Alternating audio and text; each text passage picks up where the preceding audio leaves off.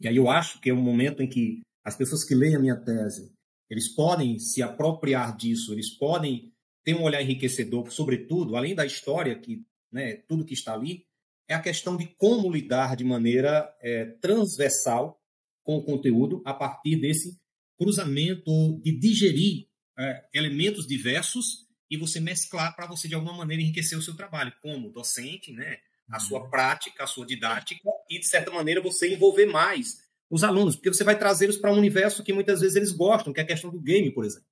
Então, pegar uma história, sei lá, vamos pegar um conto aí de Machado de Assis, como eu já fiz trabalhos com os alunos, pegar um conto de Machado de Assis e você pegar um personagem secundário e contar a história, inventar uma história desse personagem e contá-la em um curta-metragem. O aluno ele vai precisar se apropriar da história, ele vai precisar compreender a dimensão psicológica, física daquele personagem, e ele precisa transpor essa linguagem para um curta-metragem. Ele precisa passar por um roteiro. Ele vai transformar um personagem secundário, criar a história de um personagem secundário e vai transpor isso para uma história em quadrinhos. Ou, sei lá, para uma animação. Então ele consegue fazer isso no celular, ele consegue fazer animação, ele consegue fazer games, ele consegue fazer tudo isso. Você está apenas pedindo a ele para criar. Então, em vez de eu ensinar simplesmente ou somente a questão das características de um determinado movimento literário, parte da minha avaliação é para a produção artística, sem preconceitos. Eu vou avaliar aquele trabalho a partir de critérios que eu estabeleço com eles. Mas ele vai produzir. Então, eu estou dando espaço para ele. Muitas vezes, esse trabalho eu faço assim, durante toda uma etapa, ou durante o semestre inteiro, eu divulgo no início como vai ser o trabalho e vou tirando alguns momentos da minha aula para eles se reunirem, porque aí tem aquela questão deles terem, né, a vida fora e não conseguir se encontrar fora. Eles se encontram dentro da escola, no momento, e eles vão sentar, eles vão discutir, eles vão planejar e vão fazer. Sai como eu queria, o ideal? Não, mas o resultado final que você encontra é algo melhor do que se eu estivesse apenas fazendo o beabá da sala de aula e cobrando uma avaliação. Então, nesse aspecto, é que eu falo da questão da antropofagia, do cartógrafo Paulo Henrique como aquele que está na pesquisa, colhendo elementos de várias dimensões da minha arte, da poesia que eu produzo, do teatro que eu faço, do personagem, e acrescentando isso para fortalecer a minha docência, mas também eu falo do meu aluno, de jogar ou de trazer isso para o meu aluno. Porque eu pinto, eu faço teatro, eu faço cinema, e eu levo isso para trabalhar com o meu aluno. Eu levo essa dimensão para que o meu aluno experimente também. Se ele vai seguir uma carreira nessa área, não sei, não é essa a intenção. É um momento que eu dou para o meu aluno a oportunidade dele se expressar artisticamente. Eu acho que falta muito isso na escola, embora haja a disciplina de arte, mas é uma disciplina. E muitas vezes tem que se ter a teoria, e sobra pouco espaço para você praticar.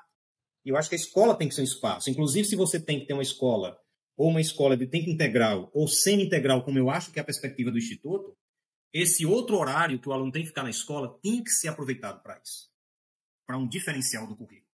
Não dá para ser mais do mesmo. O aluno já tem uma carga horária muito extensa, ele já tem uma carga horária estressante.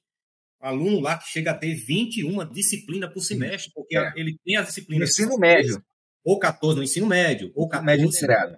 Tá? No médio integrado. Ele chega a ter 13 ou 14, aí se ele está devendo disciplina, ele pode dever até 5 ou 3, sei lá como é que é. Ele pode chegar a 18 disciplinas, a 20 disciplinas. Eu já falei com um aluno que estava pagando 23 disciplinas. Como o aluno dá conta? Pense nessa matemática. Se você tem uma etapa, e cada etapa tem que ter 2 avaliações obrigatoriamente, se ele não passar, ele ainda tem uma recuperação paralela. Quando chega no final do semestre, ele tem uma recuperação final, além da paralela. Então, soma isso tudo. Esse aluno, que não é pouco caso, ele chega a ter, em média, 96 avaliações por semestre. Qual o tempo que sobrou para a contemplação, para o ócio criativo? A escola precisa ter mais tempo, e o tempo não significa você ampliar a carga horária para botar mais do mesmo. É isso que o ensino integral, na maioria das experiências, tem feito. Sabe? Então, a minha tese ela vai ajudar as pessoas que leem esse aspecto, de alguma maneira, a pensar, pelo menos refletir. Sabe? E isso é uma reflexão que eu faço. Aí entra a ideia do palhaçarinho jardineiro, daquele que é crítico, que é às vezes muito ácido. Eu fico me perguntando o que é que a maioria dos meus colegas fazem quando não estão na sala de aula. Porque eu vou para teatro, eu vou para cinema, eu vou para shows, eu vou para barzinhos, e são poucos os colegas que eu encontro tendo essa experiência da arte, de viver a arte, de contemplar a arte. O Cineclube, por exemplo, toda sessão que tem, eu coloco lá na área propedêutica, eu coloco a divulgação. eu lembro de pouquíssima, acho que 1 ou 2 professores que tiveram assim a curiosidade de ver o que é que funciona. Então, o que é que esse professor está fazendo? Eu estou dizendo que o que eu estou fazendo é a única saída? Não, eu estou apontando uma possibilidade, que é a questão da arte, da produção artística, como algo para ajudar, inclusive, nessa dimensão psicológica, sociológica do aluno. Eu acho que esse trazer para não é um achado necessariamente, mas é como eu coloco isso no texto para que um outro colega que queira ler a minha tese, ele veja o que eu escrevi. Porque tem isso, às vezes você coloca ali, é um texto que vai para um repositório que as pessoas não leem, não vão atrás, ou não vão procurar. Então, pode ser que ninguém leia.